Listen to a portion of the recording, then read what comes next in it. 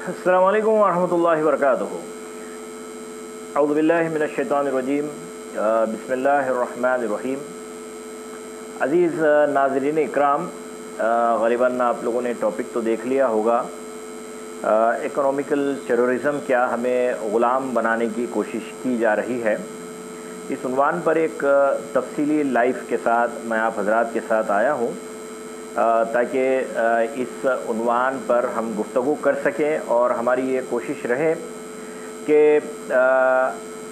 आगे चलकर इस लाइव आने का मकसद ये है कि वो बातें आप हज़रात के साथ शेयर की जाएं जिन बातों से आप वाकिफ़ नहीं है, वो तारीख़ का हिस्सा, वो उस तारीख़ के हिस्से से पर्दे उठाए जाए ताकि हम जब तक तारीख़ से वाकिफ़ नहीं होंगे हमें इस बात का अंदाज़ा नहीं होगा कि आगे चलकर हमारे साथ क्या होने वाला है और साजिशें क्या होती हैं। इन साजिशों के साथ साथ हमें करने वाला काम क्या है, इंशाअल्लाह ताला आज के इस लाइव में हम ज़रूर बात करेंगे।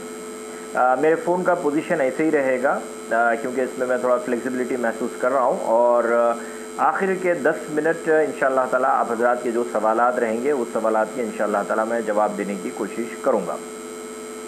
आइए नाज़रीन शुरू करते हैं। आज हमने जो उन्वान रखा था कि इकोनॉमिकल टेररिज़म की बात की और उसके साथ क्या हमें ग़ुलाम बनाने की कोशिश की जा रही है।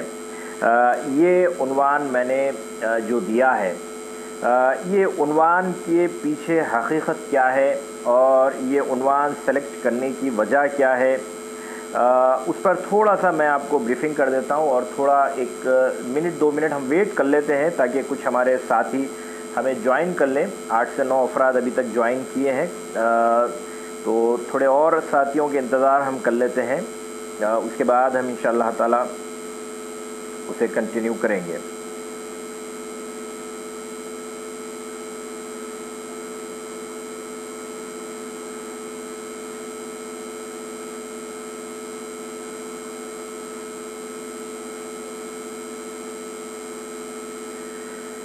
चलिए अल्हम्दुलिल्लाह काफ़ी साथी जुड़ चुके हैं, तो टॉपिक शुरू करते हैं। देखिए नाज़रीन इकराम, सबसे पहले आप ये बात समझ जाइए कि आज आपके दरमियान आपके हाथ में जो करेंसी है और इस करेंसी को लेकर और इस कोरोना वायरस को लेकर बहुत बड़ा गहरा ताल्लुक़ है।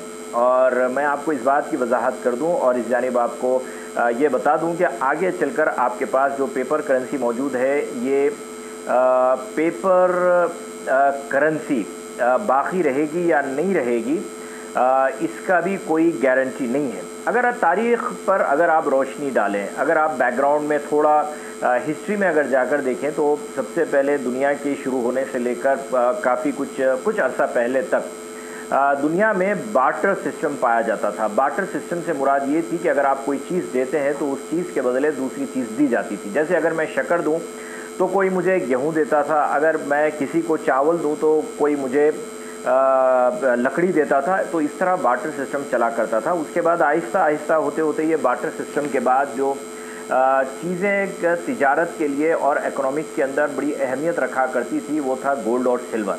यानी जो भी बिज़नेस हुआ करता था, गोल्ड और सिल्वर का बिज़नेस हुआ करता था, वही हमारी करेंसी हुआ करती थी, जिसे आप दिरहम कहते हैं या फिर दीनार कहते हैं, कुरान मजीद के अंदर भी जिसका जिक्र किया गया है, यानी गोल्ड एंड सिल्वर। उसके बाद आहिस्ता होते दुनिया में इस तरह की साजिशें की गई कि आपको बेबस करने के लिए, आपको ग़ुलाम बनाने के लिए आपके यहाँ का सोना और चांदी की जो करेंसी हुआ करती थी, उस करेंसी को छीन लिया गया और छीन कर आपके हाथ में कागज़ के टुकड़े दे दिए गए, जिसे पेपर बिल्स भी बोला जाता है। और इस साजिश के अंदर जो 100, 150, 200 साल पहले या फिर अगर 400 साल पहले से ये जो साजिश होते आ रही थी, इसके अंदर आलमी पैमाने पर जो इदारे कायम हुए हैं, first world war, second world war के बाद अगर आप देखें तो जिसके अंदर वर्ल्ड बैंक या IMF की बात है या फिर UNO है या फिर फेडरल रिज़र्व है या फिर बैंक ऑफ इंग्लैंड है, अगर ये तारीख़ी तौर पर हम इंशाअल्लाह ताला इन तमाम के सिलसिले में बात करेंगे और उनकी हकीकत क्या है उस पर भी रोशनी डालेंगे। ये तमाम का ताल्लुक़ आपको ग़ुलाम बनाने से रहा है, इंसान की आज़ादी को छीनना और आपकी अपनी तरक्की को रोक कर चंद मुट्ठी भर लोगों के हाथ में सारी दुनिया की दौलत को पहुंचाना, ये इसके अंदर इनका बहुत बड़ा रोल रहा है। ऐसी बात नहीं है کہ دنیا میں مسلمانوں نے انصاف کے ساتھ حکمرانی نہیں کی ہے، نہ صرف مسلمانوں نے کی ہے بلکہ بہت سے لوگوں نے بھی حکمرانی کی ہے۔ اگر اس کے اندر دیکھا جائے تو رومن امپائر لے لیجئے، یا پھر منگولز لے لیجئے، یا پھر فارس لے لیجئے، یا پھر خلافت عثمانیہ لے لیجئے، یا پھر اسپین کی حکومت لے لیجئے۔ ایسی بات نہیں ہے کہ ہم نے حکومت نہیں کی، لیکن ان حکومت کے اندر ان حکومتوں کے وقت میں لوگوں پر اس قدر ظلم نہیں کیا گیا جو ظلم ان کے ہاتھ میں پیپر کے ٹکڑے، اور اب اس کرونا وائرس کے بعد اس پیپر کے ٹکڑوں کو بھی چھین کر ورچوئل کرنسی میں لا کر کھڑا کر دیا جائے گا، جس کے بعد آپ بے بس ہو کر رہ جائیں گے۔ دیکھیں، یہ تمام تر آج کے میرے اس لائف کا مقصد اور یہ تمام تر سازش کو سمجھنے کے درپردہ چند باتیں اور چند نکات ہیں۔ وہ نکات یہ ہے کہ دین اسلام نے آپ کو بزنس کی تعلیم دی ہے، آپ کو تجارت کرنے کی طرف راغب کیا ہے، لیکن دین اسلام کے برخلاف جو کام کیا جا رہا ہے اور جو آج ایک یہودی نظام یا پھر دنیا کے اندر جو معاشی نظام آج ٹھہرا ہوا ہے، یہ پورا نظام انٹرسٹ کا نظام ہے، سودی نظام ہے، جسے آپ عربی میں ربا بھی کہیں گے۔ یعنی اس نظام کے ذریعے آہستہ آہستہ آپ کو اس جانب ڈھکیلا جائے گا کہ آپ بے بس ہو جائیں گے، اور آپ کی بے بسی کا عالم یہ ہوگا کہ آپ ان کے شکنجے میں اس قدر جکڑ جائیں گے کہ آپ کی آمدنی اگر 10,000 روپے ہے تو آپ کے اوپر خرچ 1,00,000 روپے کا ہو کر رہ جائے گا۔ اگر تاریخ پر اگر روشنی ڈالی جائے تو 15th، 16th اور 17th سینچری میں یہودی جو سود خور تھے، جو جیوز تھے، انہوں نے اپنا شکنجہ گڑنا بڑی تیزی کے ساتھ کیا، اور انہیں بڑے پیمانے پر کامیابیاں 18ویں سینچری کے 80s اور 90s کے اندر بڑے پیمانے پر ملی۔ اور چونکہ میں آپ کو 15ویں صدی سے اس لیے لے کر آ رہا ہوں کیونکہ 1492 میں اکتوبر کے مہینے میں امریکہ جو ہے دریافت ہوا تھا، امریکہ فاؤنڈ ہوا تھا، اور اس کے بعد ان کا سب سے بڑا نشانہ اس وقت برطین، اور برطین کے بعد امریکہ ہوا، اور آہستہ ہوتے ہوتے آج کی تاریخ میں لوگ امریکہ کو بہت ہی ترقی یافتہ سمجھتے ہیں، اور ضرور اس بات سے کوئی دو رائے نہیں ہے کہ امریکہ ترقی یافتہ نہیں ہے، لیکن امریکہ ترقی یافتہ ہونے کے ساتھ ساتھ امریکہ کا ہر شہری مقروض ہے، اور ان کے قرض کا عالم یہ ہے کہ وہاں پر ہر فرد کے سر پر کچھ نہ کچھ ٹوکرا رکھ دیا جاتا ہے، کیونکہ ان کا اپنا خود کا کوئی امریکہ کے اندر بینک ہے ہی نہیں۔ زیادہ سے زیادہ لون لینا اور لون لے کر جو ہے زندگی گزارنا ان کا امریکنز کا مقدر ہے۔ اگر 1913 کی اگر بات کی جائے تو امریکہ کے اندر جو ہے فیڈرل ریزرو کا قیام عمل میں آیا، جو میں 16ویں، 17ویں، 18ویں سینچری کی جو بات کیا، اس کے اندر باضابطہ طور پر امریکہ کے اندر جو سیٹ اپ کیا گیا وہ فیڈرل ریزرو کا کیا گیا۔ یہ فیڈرل ریزرو دراصل یہ یہودیوں کا اپنا بینک ہے، یہ امریکہ کی حکومت سے اس کا کوئی تعلق نہیں ہے، اور آج امریکہ اتنا بڑا ترقی یافتہ ہونے کے باوجود بھی امریکہ کا اپنا کوئی ذاتی بینک نہیں ہے۔ یہ بینک یہودی چلاتے ہیں، جو کہ 1913 کے اندر قائم ہوا۔ اور ایک بات اس کے اندر تعجب خیز یہ ہوگی کہ جس نظام کی، اور دیکھیں میں پورا آپ کو تاریخ کے بیک گراؤنڈ سے لے کر آ رہا ہوں تاکہ آپ کو آج کیا ہو رہا ہے وہ بات آسانی سے سمجھ میں آ سکے۔ اور اگر آپ ڈالر کے اوپر بھی اگر آپ دیکھیں گے تو اگر آپ انڈیا کا اگر روپی اگر دیکھیں گے تو ہمارے انڈیا میں ہم جو ہے گاندھی کی تصویر دیکھتے ہیں، ملک کا تعلق گاندھی سے بابا قوم کہا جاتا ہے۔ اگر آپ پڑوسی ملک اگر دیکھیں گے تو جناح کی تصویر پائی جائے گی۔ ہر ملک کے اندر کسی نہ کسی کی کوئی تو کوئی تصویر پائی جاتی ہے کرنسی پہ، لیکن امریکہ کا ایک ڈالر ایسا ہے جس کے اوپر وہاں پر کسی کی تصویر پائی نہیں جاتی۔ اگر کوئی تصویر ہے تو وہاں احرام مصر کی، اور اس احرام مصر کے اوپر ایک آنکھ کی۔ آنکھ سے تو واقف ہے، وہ دجال کی آنکھ ہے، لیکن احرام مصر کیا ہے؟ اس ڈالر پر احرام مصر سے کیا تعلق ہے؟ دراصل وہ احرام مصر حضرت موسیٰ علیہ السلام کو ریفلیکٹ نہیں کر رہا ہے، بلکہ وہ احرام مصر کی جو ڈالر کے اوپر تصویر ہے وہ تصویر کا تعلق فرعون سے ہے، اور وہ لوگ چاہتے ہیں کہ پھر ایک مرتبہ وہ فرعون کے ماننے والے اور فرعون کا نظام اور فرعون کے جیسی خدائی کا دعویٰ کرنا ان کا مقصود ہے۔ ناظرین اکرام، 1913 میں جو فیڈرل ریزرو قائم ہوا اس کی بھی بڑی کہانی عجیب ہے کہ لوگوں کو اس بات کی طرف راغب کیا گیا کہ باضابطہ قانون بنایا گیا تھا 1933 میں، یعنی فیڈرل ریزرو قائم ہونے کے 20 سال کے بعد 1933 میں ایک قانون یہ بنایا گیا تھا کہ امریکہ کے اندر رہنے والے لوگ سونا استعمال نہیں کر سکتے، چاندی سے کاروبار نہیں کر سکتے، اور اس قانون کی وجہ سے یہ بھی بتایا گیا کہ اگر کوئی سونے چاندی سے اگر تجارت کرتا ہے تو اسے $10,000 جرمانہ بھرنا پڑے گا اور اس کے ساتھ ساتھ انہیں سزا بھی دی جائے گی، جس کے نتیجے میں لازمی بات ہے کوئی بھی آدمی حکومت کے خلاف جاتا نہیں ہے، وہ خوفزدہ ہو جاتا ہے، اور چالان سے بچنے کے لیے اور بہت ہی کم دام کے اندر انہوں نے کہا کہ آپ تجارت نہ کریں سونے اور چاندی سے، آپ سونا اور چاندی لا کر ہمارے ریزرو میں آپ جو ہے یہ دے دیں اور اس کے بدلے آپ ڈالر لے کے چلے جائیں۔ یعنی بالکل کم قیمت میں انہوں نے سونا لے لیا، اور کم قیمت میں سونا لینے کے بعد کاغذ کے ٹکڑے جو ڈالر کی شکل میں تھے اسے ان کے ہاتھ میں تھما دیا، اور یہ ایسے ہی چلتا رہا تقریباً جو ہے کئی سال چلنے کے بعد جو ہے فوراً سے انہوں نے ایک موقع پر پھر ایک مرتبہ یہ کہا کہ اب ہم آپ کے اوپر سے پابندی اٹھا رہے ہیں، اور آپ اب سونے اور چاندی آپ استعمال کر سکتے ہیں، لہٰذا اب آپ کے اوپر سے پابندی ہٹ گئی۔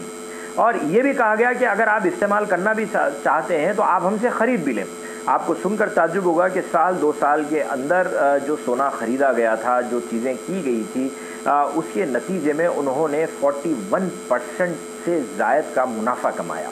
یہ وہ یہودی چال تھی جو فرسٹ ورلڈ وار اور سیکنڈ ورلڈ وار کے دوران کی گئی تھی، اور اب ہم ساری دنیا کے جو حالات چل رہے ہیں اس میں کوئی دو رائے نہیں ہے کہ ہم پھر ایک تیسری عالمی جنگ کے اندر بیٹھے ہوئے ہیں، یا پھر ہو سکتا ہے کہ جنگ چل بھی رہی ہے، ہمیں اس کا علم نہیں ہے۔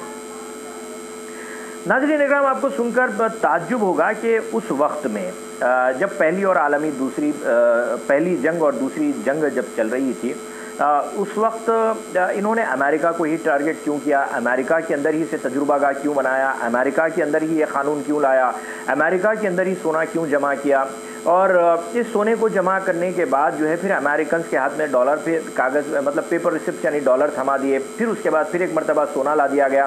تو اس وقت دنیا میں 2 ایسے بڑے ممالک تھے جہاں پر سونا بڑی وافر مقدار میں پایا جاتا تھا، فرسٹ اور سیکنڈ ورلڈ وار کی بات کر رہا ہوں۔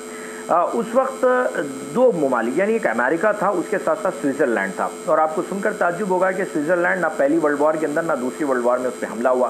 اگر کسی ملک کے اندر سونا ہے، وہاں پر جو ہے ریزرو ہے، تو وہاں پر حملہ کیا جاتا، لیکن وہاں پر حملہ بالکل بھی نہیں کیا گیا، بلکہ سوئٹزرلینڈ بہت ہی محفوظ رہا، اس پر کسی قسم کا کوئی حملہ نہیں ہوا۔ اور اس کے بعد جو دوسرا ورلڈ وار ہوا، اس سیکنڈ ورلڈ وار کے بعد یا سیکنڈ ورلڈ وار کے آس پاس میں بڑے پیمانے پر ایک افواہ پھیلائی گئی۔ وہ افواہ یہ پھیلائی گئی، دیکھیے سازش رچی گئی، اس سازش کے تحت جو ہے ایک سودی نظام قائم ہوا، اس سودی نظام کے تحت انہوں نے آپ کا سونا حاصل کر لیا۔ آپ کا سونا حاصل کرنے کے بعد جو ہے جنگیں چھڑ گئی، اور یہ جنگیں چھڑنے کے بعد انہوں نے فوری طور پر کیا کیا کہ ایک بڑے پیمانے پر ایک واویلا مچانا شروع کر دیا کہ 8 لاکھ یہودی مارے گئے، اور لہٰذا اب یہودیوں کو ملک چاہیے۔ بعض لوگوں نے کہا کہ بھئی آپ کو اگر ملک چاہیے تو آپ جو ہے افریقہ کے اندر کہیں پر بھی جو ہے سوڈان وغیرہ ہے، آپ وہاں پر چلے جائیں، لیکن یہودیوں کا مقصد یہ تھا کہ میں آپ کو تاریخ کے ان اوراق میں لے کر جا رہا ہوں، اور بہت سی میں تاریخ پر روشنی بھی نہیں ڈال رہا ہوں بلکہ وقت کی کمی ہو جائے گی۔ تو انہوں نے اس میں کام یہ کیا کہ نہیں، ہمیں اب اگر بچنا بھی ہے، یعنی ہم مظلوم لوگ ہیں۔ دیکھیے سب سے پہلے اپنا بیس بنایا یہ پورا فیڈرل ریزرو قائم کرنے والے یہودی، اور وہ ایک خاندان نہیں بلکہ ایک 14 خاندانوں کی ذکر آتا ہے کہ یہ خاندانوں نے دنیا کا ریزرو یعنی جو سونا تھا وہ سونا حاصل کر لیا۔ اب اس کے بعد وہ زمین کی طرف گئے، اور زمین حاصل کرنے کے لیے انہوں نے ایک ڈرامہ گھڑا کہ اب ہمارے اوپر حملہ ہوا ہے، 8 لاکھ یہودی مارے گئے ہیں، جس کے اندر جو ہے ہٹلر کو بھی بدنام کیا جاتا ہے، ہٹلر کے بارے میں بتایا جاتا ہے کہ ہٹلر نے ایسے کیا، ہٹلر نے ویسے کیا۔ وہ بحث میں ہمیں جانا نہیں ہے کہ ہٹلر نے کیا کیا، صحیح کیا یا غلط کیا، وہ ایک الگ موضوع ہے، لیکن وہ واویلا مچانے کے نتیجے میں انہوں نے اسرائیلی ایک اسٹیٹ قائم کرنے کی طرف انہوں نے قدم بڑھائے، اور اسرائیل کا قیام اس کی بنیاد ڈالنے کی انہوں نے فرسٹ ورلڈ وار اور سیکنڈ ورلڈ وار کے بعد باضابطہ یہ کام انجام دیا، اور نازب اسرائیلی اسٹیٹ قائم ہوا۔ اس وقت خلافت عثمانیہ بھی ختم ہوئی۔ خلافت عثمانیہ میں بھی دیکھیے فرسٹ ورلڈ وار اور سیکنڈ ورلڈ وار ہوا، لیکن فرسٹ ورلڈ وار اور سیکنڈ ورلڈ وار میں مسلمان کہیں پر بھی نہیں تھے۔ نہ تو اس کے اندر خلافت عثمانیہ شامل تھا، لیکن ایک معاہدہ کیا گیا کہ اگر آپ یہ معاہدہ نہیں کرتے ہیں تو آپ کے اوپر بھی حملہ کیا جائے گا اور آپ کے ساتھ بھی جو ہے آپ کو بھی ختم کر دیا جائے گا۔ لہٰذا وہ خلافت عثمانیہ کے جو معاہدہ ہوا، اس معاہدے کے بعد سازشیں کی گئی۔ لارنس اریبیہ کا ذکر آتا ہے، ابھی ایک سیریز بھی چل رہی ہے ارطغرل غازی کے سلسلے میں، تو اس کے اندر بھی جو ہے ترک اور سعودی ورسز جو ہے بہت ہی سوشل میڈیا پر میں اکثر دیکھتے رہتا ہوں اور ہنستے رہتا ہوں کہ ہر کوئی ملک کی بات کر رہا ہے، کوئی پرو سعودی ہو کے بات کر رہا ہے، کوئی پرو ترکی ہو کے بات کر رہا ہے، کوئی جو ہے توحید کی بات کر رہا ہے، کوئی جو ہے صوفی اس کے اندر جو ذکر ہے اس کے اوپر بحث کر رہا ہے۔ کئی چچورے بچے جو ہے، مجھے افسوس اور غصہ بھی آتا ہے ان چچورے بچوں کے اوپر جو تاریخ کو مسخ کرتے ہوئے چچورے ڈرامے بھی بنا رہے ہیں۔ تو اللہ ان کے لیے کافی ہے۔ دیکھیے، ان کے اوپر ملامت کرنا نہیں ہے، جو لوگ اپنی تاریخ سے واقف نہیں ہیں وہ اپنا مستقبل بھی طے نہیں کر سکتے ہیں۔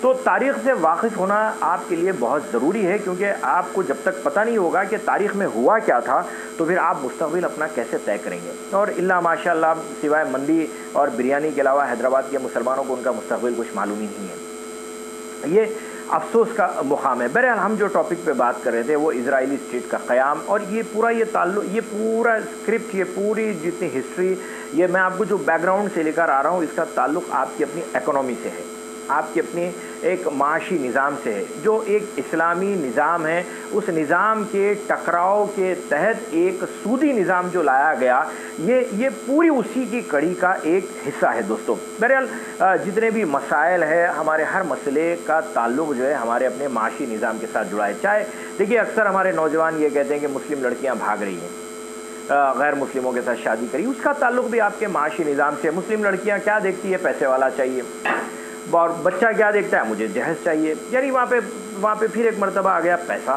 اکثر جو ہے بچے باغی بن کر جا رہے ہیں، وہاں پہ بھی تعلق پیسے کا، یعنی ہر چیز گھوم پھر کے، حتیٰ کہ آپ صلی اللہ علیہ وسلم نے ایک قول بھی ہے کہ غربت جو ہے کفر تک لے جاتی ہے۔ تو یہ جو کفر تک جانے والا معاملہ ہے، یہ غربت والا معاملہ ہے، اس کا تعلق سیدھا آپ کی اور میری اکنامی کے ساتھ ہے، ورلڈ کی اکنامی کے ساتھ ہے، مسلم اکنامی کے ساتھ ہے۔ اگر اس جانب ہم توجہ نہیں دیں گے، اس جانب کیا حل ہو سکتا ہے اگر ہم توجہ نہیں دیں گے، تو مسائل آپ کا پیچھا چھوڑنے والے نہیں ہیں۔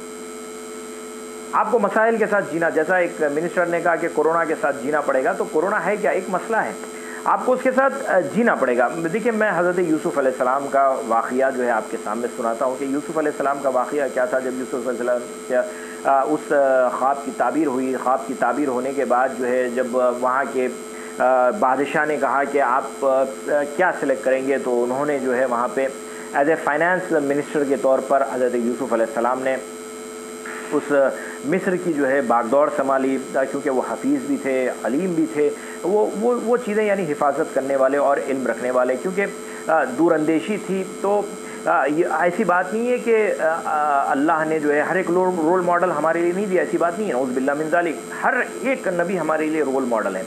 تو حضرت یوسف علیہ السلام کی زندگی اور ان کی دور اندیشی اور اللہ نے جو ان سے کام لیا اور جو بتایا، یہ ہمارے لیے ایک مثال ہے۔ چاہے موسیٰ علیہ السلام کی واقعہ لے لیجئے، موسیٰ علیہ السلام جب اللہ سے ملاقات کے لیے پہنچے تو سامری نے کیا کیا تھا؟ سامری نے جو ان کے پاس، جو بنی اسرائیل کے پاس جو سونا بچا تھا، اس سونے کو لے کر اس نے کیا کیا کہ اسے سونا چاہیے تھا، اور اس نے بہتر کام کیا کہ اسے اس لوگوں کے پاس سے پورا سونا حاصل کر لیا۔ سونا حاصل کر کے اس نے ایک بت بنا دیا اور وہ بت کو خدا کا درجہ دے دیا۔ تو یہاں پر بھی جو بات ہے، سامری کا بھی جو رول تھا وہ سونے کو ایکوائر کرنا تھا۔ اور حضرت عیسیٰ علیہ السلام کا واقعہ لے لیجیے، حضرت عیسیٰ علیہ السلام کو جو سولی پر چڑھانے کی جو بات کی گئی، جبکہ ہمارا اپنا بحیثیت مسلم ہمارا اپنا عقیدہ ہے کہ اللہ رب العزت نے حضرت عیسیٰ علیہ السلام کو آسمان پر اٹھا لیا اور قیامت سے پہلے انشاءاللہ تعالیٰ وہ واپس زمین پر آئیں گے۔ لیکن جب حضرت عیسیٰ علیہ السلام مسجد اقصیٰ میں ایک مرتبہ کا واقعہ آتا ہے، جب وہ مسجد اقصیٰ میں گئے تو وہاں پر چند لوگ جو ہے مسجد اقصیٰ کے اندر اپنی سودی نظام، جو اپنا سودی کام تھا، وہ سب کچھ اپنی دکان کھول کر بیٹھے تھے۔ تو حضرت عیسیٰ علیہ السلام نے ان سے کہا تھا کہ تم یہ اپنا اللہ کا گھر ہے، یہ ایک عبادت کی جگہ ہے، تو لہٰذا اس کو چوروں کا گڑھ مت بناؤ۔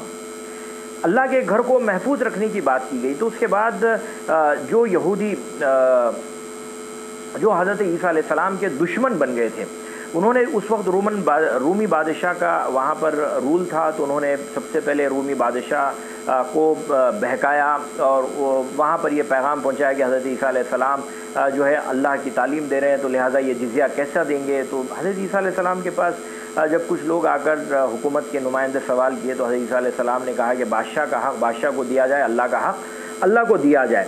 لیکن اس کے باوجود بھی ان کے دل ٹھنڈے نہیں ہوئے، تو حضرت عیسیٰ علیہ السلام کے ساتھ بھی جو یہودیوں نے سازش رچی تھی، وہ سازش رچنے کے کئی اسباب تھے ہوں گے، لیکن اس کے اندر ایک سبب یہ بھی تھا سودی نظام۔ اس کے اندر آج جو ورلڈ کا جو ایک اکنامک جو ٹیررزم کا میں نے جو ٹائٹل دیا ہے، وہ ٹائٹل کو میں جسٹیفائی کرتے ہوئے یہ بتا رہا ہوں کہ یہ اکنامیکل ٹیررزم ہے کیا؟ یہ پورا ربا ہے، یہ ایک سودی نظام ہے، اور اس کے اندر امریکہ کو جکڑا گیا، امریکہ کو تباہ کیا گیا، اور آگے چل کر یہ اب ساری دنیا میں نافذ ہونے کے لیے تیار ہے، جس کا شکار آپ بھی ہوں گے، جس کا شکار میں بھی ہوں گا، جس کا شکار بلا لحاظ مذہب و ملت ہر ایک فرد، زمین پہ رہنے والے ہر ایک فرد کو یہ لوگ جو ہے اس کا شکار بنائیں گے۔ ناظرین اکرام، جو روسٹر چائلڈ بردرز کی جو بات ابھی میں نے کی تھی، جو یہودی تھا جس کے پاس دنیا کی 14 خاندانوں کے اندر 80% دنیا کی دولت، آج اس پر انہوں نے قبضہ کر کے رکھا ہوا ہے۔ اگر آپ تاریخ اٹھا کر دیکھیں تو بینک آف انگلینڈ کی اگر تاریخ دیکھیں تو 1689، اور اگر ریزرو کی اگر امریکہ میں کے اندر جو ریزرو کی اگر آپ تاریخ اٹھا کر دیکھیں تو وہ 1993 فیڈرل ریزرو کی اگر تاریخ اٹھا کر دیکھیں تو اس کی تاریخ وہاں پر ملتی ہے۔ اور اس طرح کئی بار انہوں نے شیئر مارکیٹ بھی کریش کیا، کئی مرتبہ کئی ایسے واقعات، کئی ایسے حادثات ہوئے، اور ایک امریکہ کے ایک دو ایسے پریسیڈنٹس بھی آئے تھے جنہوں نے اس سازش کے خلاف اپنا خود کی بینک اور اپنا خود کا نظام قائم کرنے کی کوشش کی، جس کے تحت جس کے اندر جان کینیڈی کی بھی بات آتی ہے، انہیں قتل کر دیا گیا، انہیں مار دیا گیا، اور ایک مجھے نام ذہن میں نہیں آ رہا ہے۔ تو بہرحال یہ فرسٹ ورلڈ وار اور سیکنڈ ورلڈ وار کے نتیجے میں انہوں نے یورپ کو ننگا کیا اور کئی ممالک کو تباہ کیا اور کئی ممالک کو مخروض بنایا، حتیٰ کہ فیڈرل ریزرو سے جب پیسہ گیا جانے کے بعد خود برٹین بھی ننگا ہوا اور خود برٹین بھی مخروض ہوا، اور ہر ایک وہاں کا رہنے والا باشندہ آج قرض کے چنگل میں پھنسا ہوا ہے۔ اگر آپ اسے کریڈٹ کارڈ کا نام دیجئے، آپ بھی ہمارے اپنے ملک کے اندر بھی دیکھ لیجئے، انڈیا کے اندر آپ خود حیدرآباد کے اندر دیکھ لیجئے کہ آپ کو جو ہے بجاج فائنانس بول رہا ہے کہ آپ ٹی وی لے کے چلے جائیے، بعد میں پیسے دیجئے، 1 روپیہ دو لے کے چلے جاؤ، آپ کو فریج بول رہے ہیں لے کے چلے جائیے، 1 روپیہ دیجئے۔ حتیٰ کہ 2 سال پہلے میں نے خود دیکھا تھا کہ بقرعید کے موقع پر جانور بھی دیے گئے، بولے کہ آپ 1 روپیہ دے دیجئے، جانور بھی لے کے چلے جائیے بقرعید کا، اب 1 سال تک آپ اس کے انسٹالمنٹ بھریے۔ تو یہ وہ نظام ہے جس نظام کے تحت آپ کو پھنسایا جا رہا ہے، اور آگے چل کر اس کورونا کے بعد چونکہ ہر کوئی مخروض ہو گیا ہے تو بڑے پیمانے پر بینکس کی طرف سے اور کئی لوگوں کی طرف سے بغیر شیورٹی کے، بغیر کسی چیز سے آپ کو قرض دینے کے لیے وہ لوگ آئیں گے۔ آج کے اس لائف کا آنے کا مقصد یہی تھا کہ اس مدعے پہ بات کی جائے، تو لہٰذا ہوشیار، خبردار، کسی سے کوئی بینک سے قرضہ لینے کی ضرورت نہیں ہے۔ حالات خراب کرنے کے بعد اگر آپ 3 ٹائم کا کھانا کھاتے ہیں تو 2 ٹائم کا کھانا کھائیے، لیکن قرضہ لینے کی کوشش مت کیجیے، ورنہ آپ اس سودی نظام کے اندر قرض لینے کے بعد جو پھنس جائیں گے، اس سے نکلنا آپ کے لیے ممکنات میں سے نہیں ہوگا۔ ہر فرد ہے ملت کے مقدر کا ستارہ۔ دیکھیے اس لاک ڈاؤن کے اندر بہت سے لوگوں نے کام کیا، بہت اچھا کام کیا، لیکن اس لاک ڈاؤن کے بعد بھی بہت سے کام کرنے کی ضرورت ہے۔ دراصل دیکھیں کبھی بھی کہیں پر بھی کوئی مشکل یا تکلیف آتی ہے یا تباہی آتی ہے تو وہاں پر 2 چیزیں ہوتی ہیں، ایک ہوتا ہے ریلیف، دوسرا ہوتا ہے ریہیبلیشن۔ تو یہ لاک ڈاؤن کے دوران جو کچھ بھی کام کیا گیا وہ ایک ریلیف کا کام تھا، یعنی راشن پہنچانا تھا یا دوا دینا تھا یا لوگوں تک جو بھی چیزیں ان کی ضرورت کی تھی، کوئی لوگوں نے پیسہ دیا، تو یہ پورا ہم نے جو کچھ بھی اس کورونا کے لاک ڈاؤن کے درمیان میں ہم نے کیا، یہ ایک ریلیف ورک تھا، ریلیف کا کام تھا۔ اب اس کے اندر بہت سے لوگوں نے جو ہے، چھوڑ دیجیے عنوان پہ بات نہیں کرتا ہوں، میں پھر بات کروں گا تو کچھ لوگ ناراض ہو جائیں گے، لیکن اس ریلیف کے بعد جو ہے اب اگلا جو مرحلہ ہے آپ کو جو آگے کام کرنا ہے وہ ہے ریہیبلیشن کا۔ ریہیبلیشن کس کا؟ ریہیبلیشن یہ ہے کہ بہت سے اولا اور اوبر کے ایسے ڈرائیورز ہیں کہ کھلنے کے بعد اب ان کے پاس کوئی روزگار نہیں ہے. بہت سے آٹو ڈرائیورس ہیں، ان کے پاس کام نہیں ہے. بہت سے فیکٹریز ایسے ہیں جن کے پاس وہ لوگ کھولے نہیں ہیں تو لیبر خالی بیٹھا ہوا ہے. بہت سی دکانوں پہ سیلس مین کو ہٹا دیا گیا ہے، ان کے پاس کام نہیں ہے. اب وہ پورے کاروبار تو شروع ہو گیا ہے لیکن they don't have any business. تو اب ایسے موقع پر لوگوں کو ریہیبلیٹ کرنے کی ضرورت ہے. اصل کام یہاں سے شروع ہو رہا ہے، اور اس کام کے اندر جو آپ کا دشمن ہے، جو آپ کا جو سودی نظام کا علمبردار، جو سودی نظام کا ٹھیکیدار ہے، جو دجالی طاقتیں ہیں، جو دجالی قوتیں ہیں، وہ بڑے پیمانے پر آپ کو قرضہ دینے کے لیے آگے آ رہی ہیں. لیکن اس موقع پر آپ کو قوم کو بچانے کی ضرورت ہے، قوم کو سودی نظام میں ڈھکلنے کی سے روکنے کی ضرورت ہے. اب آپ کہیں گے کہ بھئی کیسے روکا جائے اور ہم کیا کریں؟ تو آئیے بات کرتے ہیں وہ بھی جو کام ہیں، وہ کام کی طرف بھی ہم لوگ توجہ دیں. دیکھیے، سب سے پہلے جو زکوٰۃ ہے، صدقات ہے، یا پھر اب آپ زکوٰۃ اور صدقات کی بات کی جاتی ہے تو ہماری سب سے پہلی جو ہمارا جو ذہن ہوتا ہے وہ رمضان کی طرف چلے جاتا ہے کہ بھئی رمضان بھی آ گیا تھا لاک ڈاؤن میں اور ہم نے زکوٰۃ دے دی اور اب آگے کچھ نہیں ہے. لہٰذا اس جانب آپ توجہ دیں کہ دین اسلام نے آپ کو مال جمع کرنے سے منع کیا ہے. جو کچھ بھی آپ نے کھایا وہ آپ کا تھا، جو آپ نے اٹھا کے رکھا وہ آپ کا نہیں ہے. یہ بات ذہن میں رکھیے، کیونکہ نہ میری زندگی کا کوئی بھروسہ ہے، نہ آپ کی زندگی کا کوئی بھروسہ ہے. ہو سکتا ہے کہ اس لائف کے دوران میری روح پرواز کر جائے، یا ہو سکتا ہے کہ آپ کی روح پرواز کر جائے. کب کس کا وقت ہے نہیں معلوم. لہٰذا ہم جو اٹھا کے رکھتے ہیں، جو ہم ریزرو کرتے ہیں، وہ جو ریزرو ہے وہ ہمارا نہیں ہے. کیوں؟ وہ ہمارے انتقال کے بعد کس کا ہو جائے گا پتہ نہیں. ہمارے پڑوس کا ہو سکتا ہے، ہمارے بچوں کا ہو سکتا ہے، یا پھر کسی اور کا ہو سکتا ہے.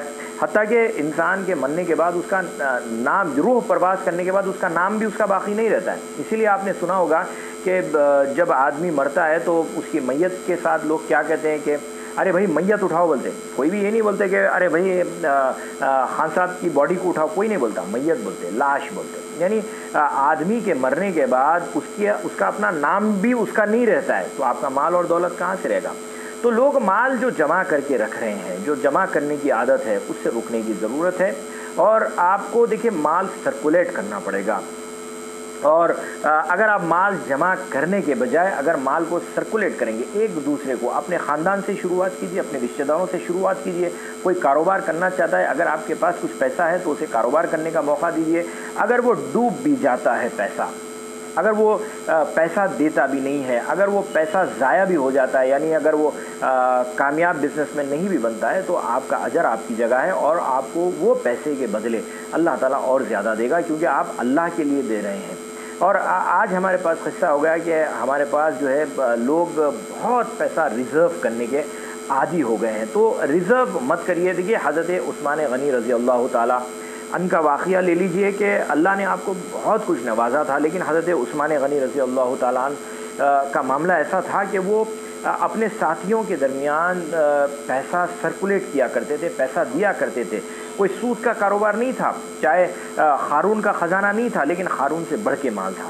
تو حضرت عثمان غنی کا جو کام تھا، الحمدللہ آج بھی سعودی عربیہ کے اندر ان کے اپنے ٹرسٹ کا پیسہ جو ہے کام میں آتا ہے.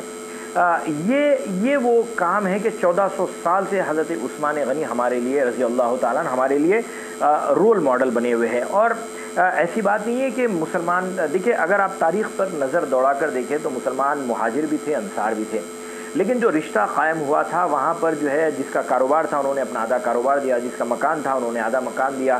یہ جو اخلاص تھا، وہ اخلاص کی وجہ سے 23 سال کے اندر اس زمین کے اوپر اللہ کے نبی صلی اللہ علیہ وسلم نے اسلام کا پرچم لہرایا. لیکن آج ہم کنجوس ہو گئے ہیں، ہمیں بھروسہ نہیں ہے، ہم کرنا نہیں چاہتے ہیں، اور ہم جو ہے بہت ہی سوال کرنے والے ہو گئے. ہم مشکوک مزاج کے ہو گئے ہیں، ہم متشکی مزاج کے ہو گئے ہیں، اور ہم جو ہے اللہ پہ ہمارا ایمان کم ہو گیا ہے، اپنے دماغ پہ ہمارا ایمان زیادہ ہو گیا ہے. حضرت سیدنا عمر بن عبدالعزیز رضی اللہ تعالیٰ عنہ کا واقعہ لے لیجئے کہ یہ بھی ایک ایسے خلیفہ گزرے کہ جن کے دور کے اندر جو ہے کوئی زکوٰۃ لینے والا موجود نہیں تھا. الحمدللہ اتنی وافر مقدار میں لوگوں کے پاس مال آ گیا تھا. تو مال جب گردش کرے گا، مال اگر ایک جگہ نہیں رکے گا، مال جب گردش کرے گا، میں آپ کو انجان لوگوں کے ساتھ گردش کرنے کی بات نہیں کر رہا ہوں، میں یہ کہہ رہا ہوں کہ اگر ہر فرد اپنے اپنے طور پر اپنے ہی خاندان میں اگر یہ کام کر لے، اپنے ہی رشتہ داروں کے ساتھ کام کر لے، अपने ही पड़ोस के साथ अगर ये काम कर ले तो उसके लिए काफ़ी होगा। उसके लिए देखिए, हर फर्द अगर अपने ख़ानदान की ज़िम्मेदारी ले ले तो किसी और को दूसरे उसके ख़ानदान की ज़िम्मेदारी बाकी नहीं रहेगी। और अल्लाह ने हर किसी के ख़ानदान में कोई तो कोई नवाजा है, किसी ना किसी को तो नवाजा है, तो लिहाजा आगे बढ़ने की ज़रूरत है। एक और गालिबन हदीस शरीफ है कि आप सल्लल्लाहु अलैहि वसल्लम से किसी वक्त एक सहाबी रसूल ने दरियाफ़्त किया कि या रसूल अल्लाह, मुस्तहिक़ कौन है, हम कैसे पहचानें? तो आप सल्लल्लाहु अलैहि वसल्लम ने फरमाया कि जो मांगे वो भी मुस्तहिक़ है, चाहे उसे ज़रूरत हो या ना हो। मांगने वाला अगर सुर्ख ऊंट पर भी बैठ कर आकर मांगे तो उसे देना चाहिए। और आजकल हमारे पास मिजाज हो गया कि हम बहुत ही बदगुमान हो गए, अरे तेरे पास ये है, तेरे पास वो है, तेरे पास ऐसा है वैसा है, मांग रहा है तो दे दीजिए। और लेकिन उसे आदत नहीं बनाना चाहिए, प्रोफेशनल नहीं बनाना चाहिए। गदागीर अलग होता है, फ़कीर अलग होता है, मिस्कीन अलग होता है। तो गदागीरों का इजाफा हमें नहीं करना है, लेकिन अगर कोई ज़रूरतमंद मांगता है तो उस ज़रूरतमंद को देना भी ज़रूरी है।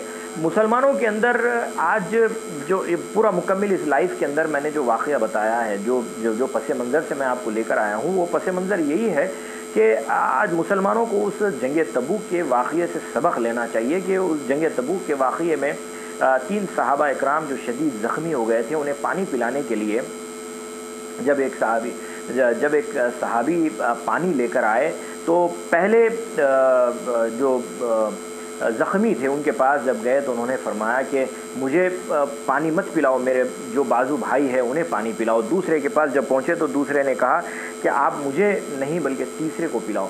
जब तीसरे के पास पहुँचे तो वो तीसरे शहीद हो चुके थे। जब तीसरे शहीद हुए तो वापस दूसरे के पास आए तो वो भी शहीद हो चुके थे। जब दूसरे के पास आए तो वापस पहले भी शहीद हो चुके थे। तो मुसलमानों के दरमियान इत्तेहाद, मुसलमानों के दरमियान जज्बा, मुसलमानों के दरमियान ईसार, मुसलमानों के दरमियान मोहब्बत उस वक्त पैदा होगी जब हम कुर्बानी देने वाले बने। आज हर कोई ये सोचता है कि मेरा पेट भर गया तो बस, मेरे को वोट डाल दो बस, मेरे को लीडर बना दो बस, मेरे को कॉरपोरेटर बना दो बस, मेरी पार्टी रह गई तो बस, मैं आलिम मेरी सुन लो बस, मेरे को चंदा दे दिए तो बस, मेरे को ज़कात दे दिए तो बस, मैं ही रहा तो बस, दूसरों का कुछ नहीं। अरे मेरे भाई, ये ईसार और कुर्बानी ये इस्लाम नहीं है। इस्लाम तो ये जंग तबूक के वाक़ये में देखिए कि एक जंग के मैदान में है, ज़ख्मी है, पानी ले गए तो भी कह रहे हैं कि मुझे नहीं, मेरे बाजू और एक ज़ख्मी उसे पिलाओ। वो कह रहे हैं कि मुझे नहीं, मेरे बाजू और एक ज़ख्मी उसे पिलाओ। पलट कर आते हैं तो तीनों भी शहीद हो जाते हैं। ये वो कुर्बानी अल्लाह मांगता है। आप कुर्बानी देना सीखें। अगर आप कुर्बानी नहीं देंगे तो फिर अल्लाह की मदद कहाँ से आएगी? अल्लाह की मदद के फिर मुंतज़िर भी मत रहिए। बहरहाल इसके अंदर मसाजिद का किरदार बहुत अहम है और मसाजिद के किरदार की जहाँ तक बात है, इस लॉकडाउन के बाद मसाजिद तो खुली हैं लेकिन बहुत सी पाबंदियाँ भी लगी है और मसाजिद कमेटियाँ भी इल्ला माशाअल्लाह कहना तो नहीं चाहिए लेकिन बड़ा खस्ता हाल है। लेकिन इस सिलसिले में एक जो अहम पैगाम आज के इस लाइफ में मुझे आप हज़रात को देना था वो ये था कि अल्लाह ने जिसे नवाजा है, जो मालदार लोग हैं वो फ़ौरन से इस पेपर करेंसी से निकल जाइए, क्योंकि आहिस्ता आहिस्ता ये पेपर करेंसी ख़त्म हो जाएगी। और प्लास्टिक करेंसी देखिए, पहले बार्टर सिस्टम था, बार्टर सिस्टम के बाद आया आपके पास गोल्ड या फिर सिल्वर है, फिर उसके बाद आहिस्ता आहिस्ता फिर जो है आपके पास हमने हमारे बचपन में भी देखा कि लोहे के सिक्के भी आया करते थे, 1 रुपये का सिक्का वगैरह जो है वो आया। फिर उसके बाद जो है आपको पेपर करेंसी आई, फिर उसके बाद plastic currency I. What is plastic currency? Plastic currency आपका डेबिट कार्ड है, क्रेडिट कार्ड है। उसके बाद होते होते अब now we are in A virtual, अब हम वर्चुअल करेंसी में, यानी कुछ भी होगा आप जो है अपने मोबाइल पे या कहीं पर भी जाइए, आप कोड मार दीजिए, आपको कार्ड का इस्तेमाल करने की ज़रूरत नहीं है, आप खाली अपने फिंगरप्रिंट पे आप जो है अपना काम कर ले सकते हैं सिर्फ कोड। यानी right now we don't have any currency, we are living in A virtual world. तो अगर कोई सर्वर हैक हो जाता है तो आप रोड पे आके करोड़पति भी हैं। अगर आपका पिन कोई लेता है तो आपकी चोरी हो गई। अब कोई चोर ऐसा नहीं है कि आपके घर का दरवाज़ा तोड़कर आकर चोरी करे, कोई एक साइबर चोर आएगा और आपका पिन ले लेगा और आपके बैंक में से पूरे पैसे निकाल लेगा, आप रातों रात रोड पे आ सकते हैं। ऐसी सूरत में ये भी हो सकता है कि हुकूमतों की तरफ से जब पेपर करेंसी बंद कर दी जाएगी तो आपके पास सिर्फ और सिर्फ एक वर्चुअल रास्ता रहेगा, यानी अगर आप सऊदी में बैठे हैं और इंडिया में कोई जो चाहे आपके पैसे में से निकाल लेगा, वो कमीशन लेगा। तो लोगों से मेरा मशवरा सिर्फ यही है कि आप फिर वापस गोल्ड और सिल्वर की तरफ जाइए और ये कोशिश कीजिए कि गोल्ड और सिल्वर के रिजर्व्स रखें। और अगर आपके पास अगर कोई लाखों के भी ट्रांजेक्शन या करोड़ों के ट्रांजेक्शन होते हैं तो बेहतर ये है कि आप पेपर करेंसी से ट्रांजेक्शन करने के बजाय आप गोल्ड और सिल्वर से ट्रांजेक्शन करें, उसकी वैल्यू निकालें, वैल्यू के हिसाब से ट्रांजेक्शन करें, क्योंकि वो वैल्यू बढ़ेगी भी और वो सेफ़ भी रहेगा। क्योंकि जब से दुनिया कायम हुई है, गोल्ड और सिल्वर जो रहे हैं वो कभी मुतज़लज़ल नहीं हुए हैं। लेकिन करेंसी की जो बात है, अगर आप एक ज़माने में अफ़गानिस्तान की अगर आप मिसाल ले लें तो अफ़गानिस्तान का हाल ऐसा हुआ था एक ज़माने में कि अगर आप एक नान या फिर चाय वगैरह पीते हैं तो 1.5 से 2 लाख अफ़गानी का बिल बन जाता था। यानी आप फ़ख्र से बोल सकते थे कि इंडिया को आके कि मैं अफ़गानिस्तान में 1.5 लाख रुपए की चाय पी के आया, जबकि वो करेंसी की वैल्यू नहीं थी। आज भी कोई ऐसे आप अफ्रीका के अंदर कई ममालिक है जहाँ पर करेंसी की कोई वैल्यू नहीं है। तो ये जो पेपर करेंसी है, जो पेपर बिल है, ये कभी भी डी वैल्यू हो सकता है और ये उन ताकतों के हाथ में है जो आज दुनिया को ग़ुलाम बनाना चाहते हैं। जो आज मैंने अपने उन्वान में ये कहा कि कहीं आपको ग़ुलाम तो नहीं बनाया जा रहा है, तो ये बिल्कुल आपको ग़ुलाम बनाने की कोशिश कर रहे हैं कि रातों रात ये करेंसी को डी वैल्यू कर सकते हैं। रातों रात डॉलर भी क्रैश हो सकता है, या हमारी करेंसी भी हो सकता है, किसी के साथ भी कुछ भी हो सकता है, क्योंकि ये इट्स ए पेपर करेंसी। तो वो डिवैल्यूएशन से पहले बेहतर है कि आप अपने जो रिजर्व्स है या फिर आपके अपने ट्रांजेक्शन है, better you go with the gold and silver. उसके अंदर भी वर्चुअल के नाम पर धोखा दिया जा रहा है, स्टॉक मार्केट्स है या ट्रेडिंग है। तो बेहतर है कि उन तमाम चीज़ों से आप अपने आप को महफूज रखें, उन तमाम चीज़ों से अपने आप को बचाएं और ये कोशिश करें कि आप इससे तिजारत करें और ये उसके रिजर्व करने की कोशिश करें।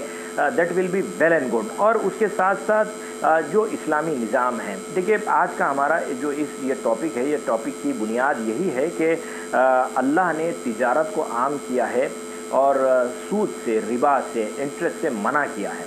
और आगे चलकर इस कोरोना के बाद बड़े पैमाने पर आपको सूद में ढकेला जाने की तैयारी कर चुके हैं, ढकेला जाएगा।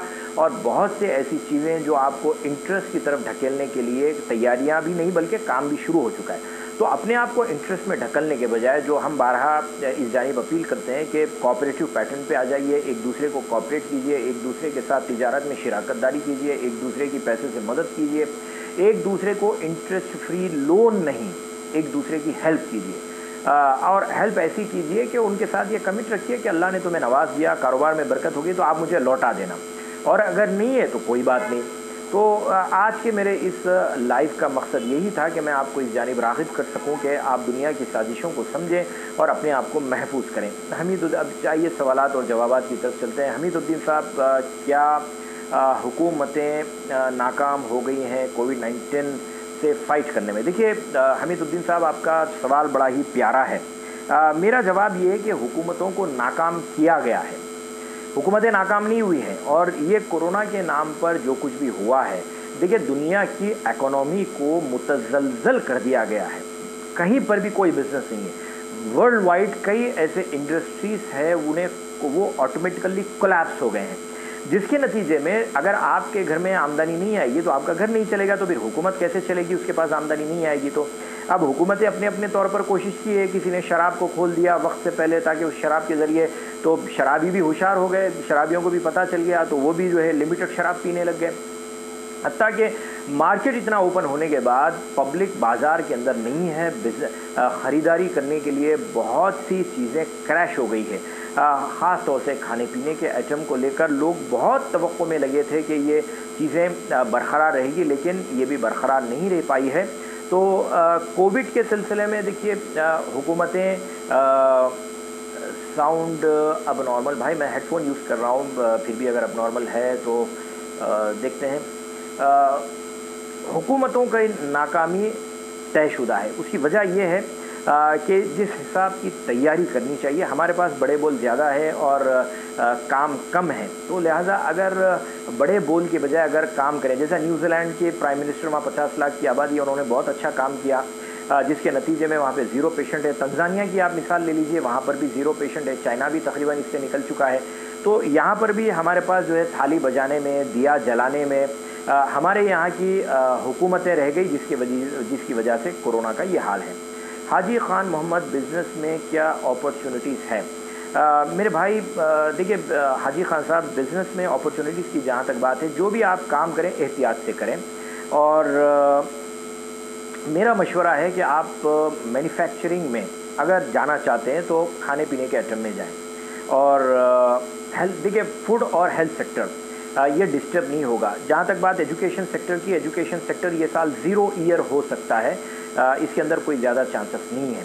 और रही बात मैन्युफैक्चरिंग फील्ड में, तो खाने पीने के आइटम में ज़्यादा से ज़्यादा काम कीजिए, उससे आपको आमदनी होगी। या नहीं तो फिर आप किसी का, अगर आप मैन्युफैक्चरिंग में नहीं जाना चाहते तो किसी की डीलरशिप या फिर किसी से होलसेल काम ले या फिर रिटेल का काम करें, उसके अंदर बेहतरीन अपॉर्चुनिटी से अल्लाह ज़रूर बरकत देगा। मोहम्मद सलीम साहब, yes no business world wide, we should be very careful. Yes Salim साहब, we should be very very careful. बिल्कुल आपने बात सही कही है कि हमें मोहतात होने की सख्त ज़रूरत है। कभी भी कोई भी चीज़ क्रैश हो सकती है, ये बात मेरी लिख कर रख लीजिए। कभी भी कोई भी हादसा पेश आ सकता है, कभी भी कोई भी चीज़ बंद हो सकती है। तो लिहाजा अल्लाह पे भरोसा रखिए, तवक्कल रखिए और अपने काम में ये इस दुआ के साथ अपना काम शुरू कीजिए, चाहे आप सुबह भी करते हैं या फिर रात में मुकम्मल भी करते हैं, कि अल्लाह मेरे इस काम में बरकत दे और तू इसकी हिफाजत फरमा।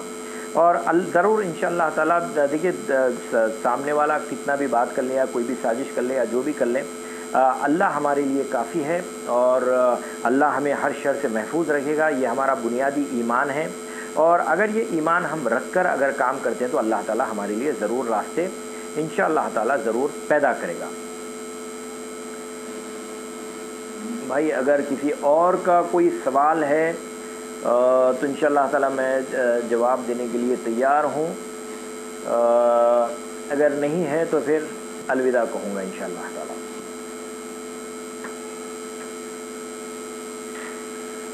कोई सवाल है तो टाइप कर दीजिए।